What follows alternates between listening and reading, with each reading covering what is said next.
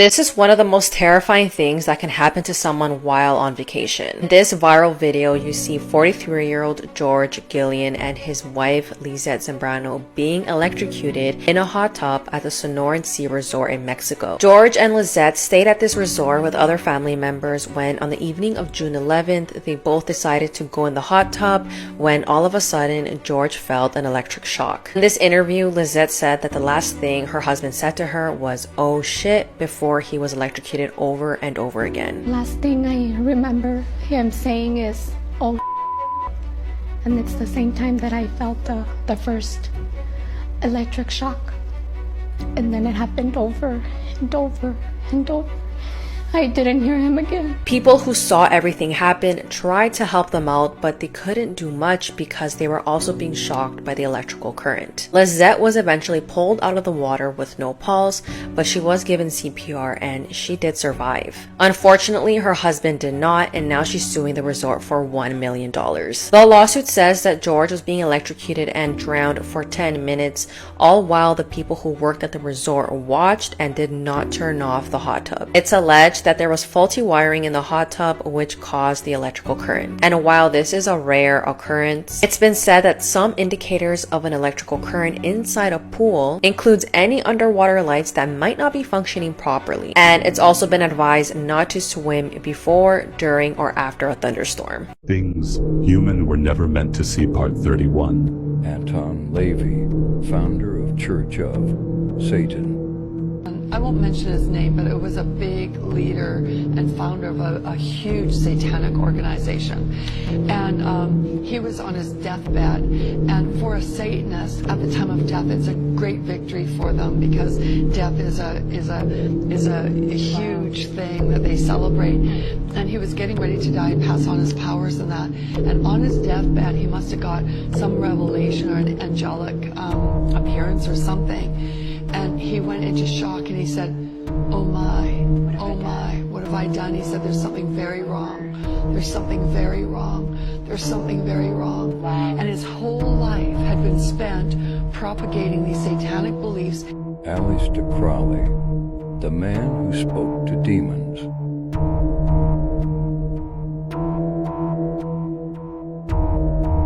Let's talk about the unsolved case of Mr. Cruel. Mr. Cruel is the name given to this unknown man. He's a serial child predator. He attacked and assaulted 3 little girls in Northern Australia.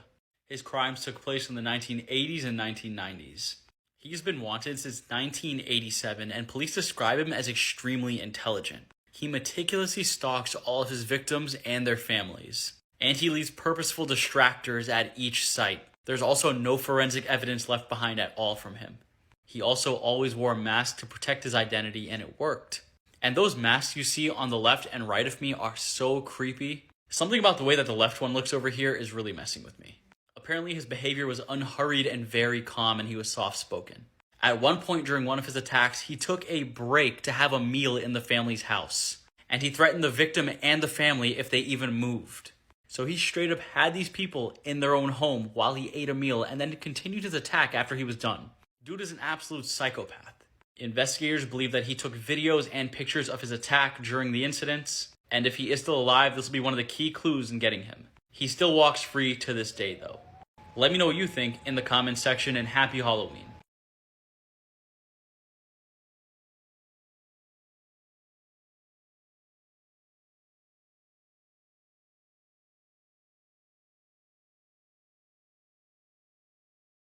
This is the devastating case of Kylie Rodney. On August 6, 2022, 16-year-old Kylie went missing at Prosser Family Campground in Truckee, California. Kylie attended a school party with more than 100 kids, but it's alleged that older people also showed up, which made a lot of the teens uncomfortable. Kylie texted her mom right before midnight and told her that she would be home in 45 minutes, but the following morning, Kylie's mother got super worried when Kylie was still not home. One of Kylie's friends said that she was with her the entire evening until she decided to go home at 12:20 a.m. Police searched Prosser Lake for more than 15 hours but were unable to find Kylie's vehicle. But on August 21st, a group of divers who go by the name Adventures with Purpose decided that they would help look for Kylie. It didn't take the group of divers much time to locate Kylie's car, only 14 feet underwater. The car was upside down and Kylie's body was inside. The investigation is still ongoing and the autopsy results have not been released yet. So what do you guys think happened to Kylie? Was this a tragic accident or was there foul play involved?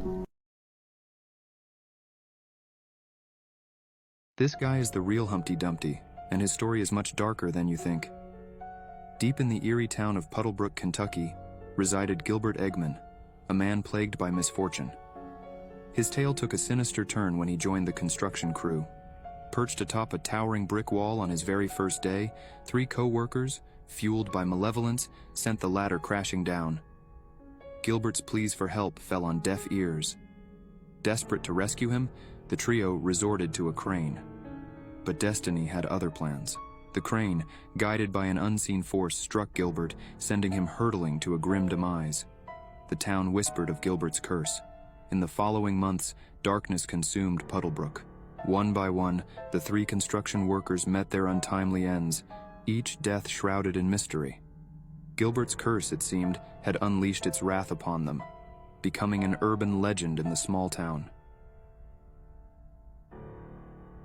Caution for the photo that you are about to see. This was captured on the Ring doorbell of Jessica Gerald on a 2014 morning around 3 a.m. It is the only shot that we have of the man who broke into her home. For context, this is a small town right outside of Omaha, Nebraska. Like, bad things don't happen here, or so everyone thought. Unprovoked and completely without motive, the man was seen on camera around 3, and then he uses a glass scoring tool where he very quietly makes a hole in the window and then enters through the living room. So the following morning, Jessica Gerald, she doesn't go into work, so her family is contacted and they go to her home, where she is found without her head or her tongue. Media investigation was launched where the footage was eventually recovered. The man seen here had also posed her body without the head sitting up at her kitchen table.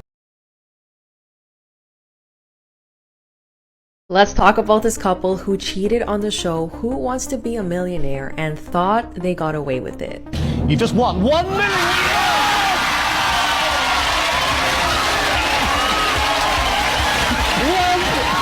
This all happened in 2001 when Charles Ingram was a contestant on the show, while his wife Diana and a man named Tequan Whitcock were in the audience helping him cheat the entire time. So how exactly did they notice that Charles was cheating? Well, throughout the entire show, the sound technician noticed a loud coughing coming from the audience at specific times after Charles spoke. I don't think it's an animal. Megatron, mega, yeah. I don't think it's Megatron. I'm sure it's Google. After reviewing the footage, they noticed that the coughing came specifically from Tequan and Diana whenever Charles mentioned the right answer after the 4 options. They were able to catch a total of 19 coughs, which came from his wife and Tequan, which signaled the correct answers. But not only that, Charles' strategy throughout the game was very odd because he would state the 4 options out loud, and it was clear that he didn't know the answer, but somehow he always got it right. Then what producers found strange was that after Charles got every question right and won £1 million, he was seen arguing with his wife backstage. At the time Charles left the set, they began investigating and they did not hand over the money to him. All 3 of them were found guilty of conspiring to cheat, but till this day they've maintained their innocence, and Tequan still argues that his coughing was because he had allergies and it was all a coincidence. Ultimately, if Charles didn't cheat, he would have only won £1,000 that night.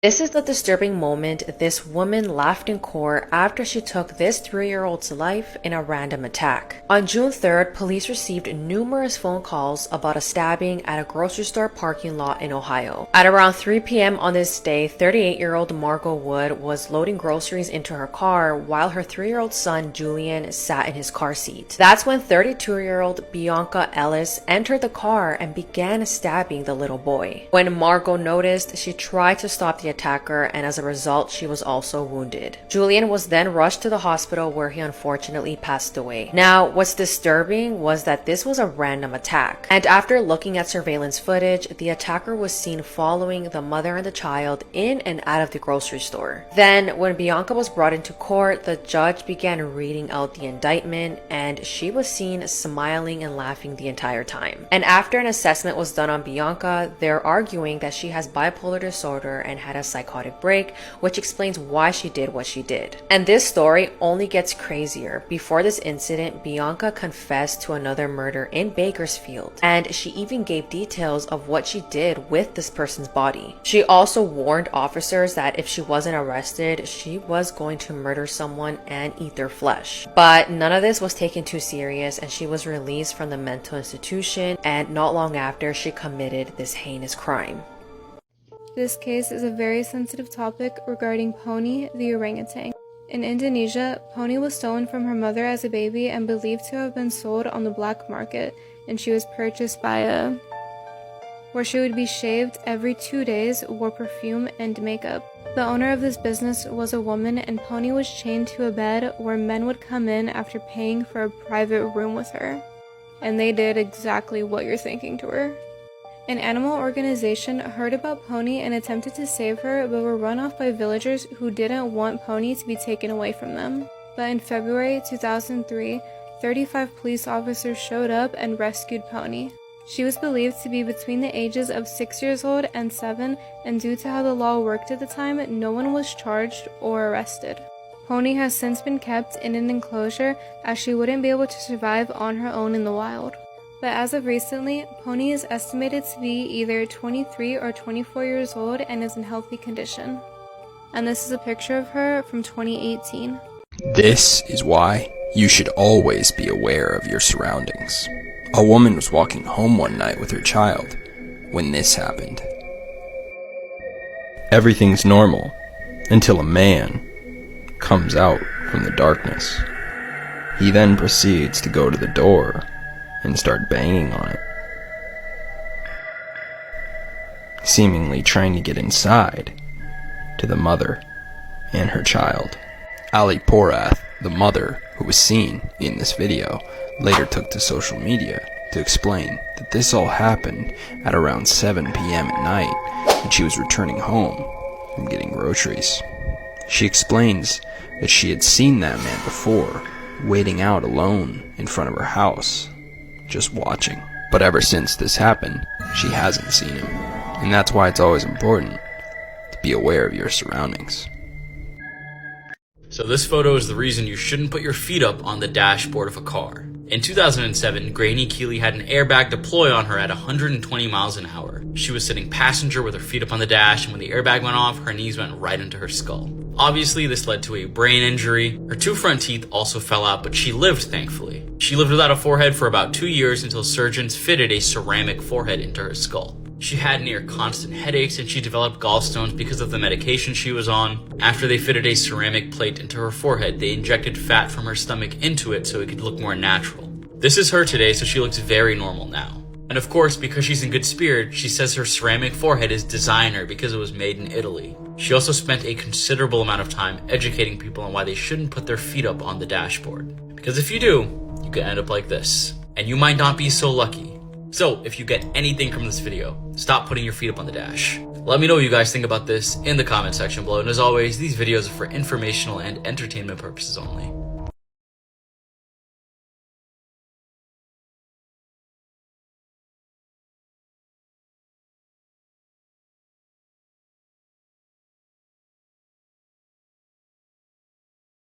This is a good reminder to double check every single nook and cranny in your house. Because in 2019, this couple came home after a week-long vacation to see that there was a stranger living in their home. And he had most likely been living there while they were also in the house. Also, if you like these kinds of stories, you'll like tonight's episode. Upon arriving home after a week away, Josh Campbell tried the front door of his house, but there was a stranger on the inside pulling it closed.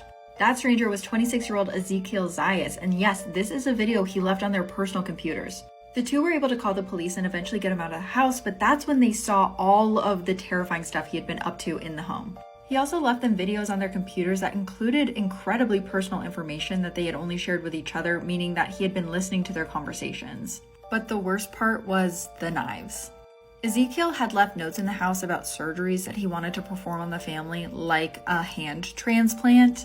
And when the couple went into their bedroom, they saw that there were knives and other utensils all around the bed. It seemed like he was preparing to do some sort of operation on them. Frogging stories are absolutely terrifying, and I don't want to give too much away, but you might be spooked by tonight's episode.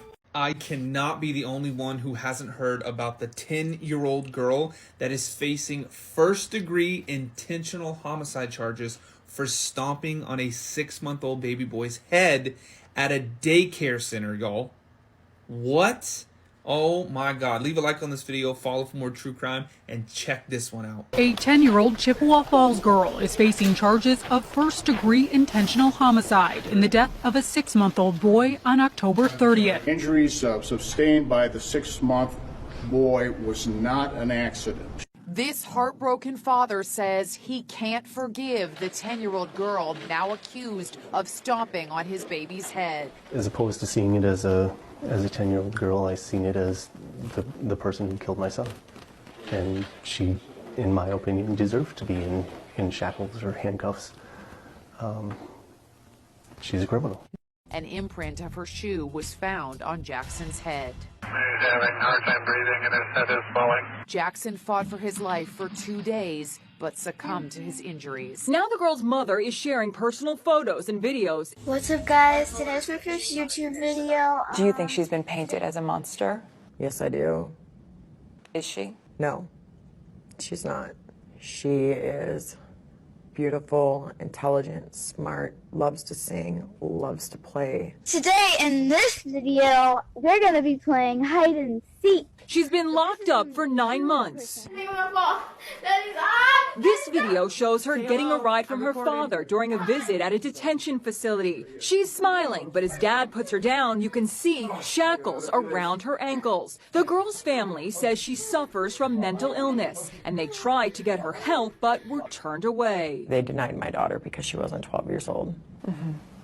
She was trying to kill herself. She had several indentations, yes. And you couldn't get her help? I could not.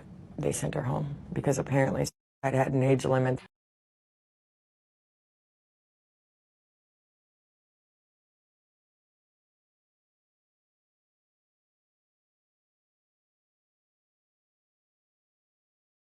This is one of the worst cases in human history.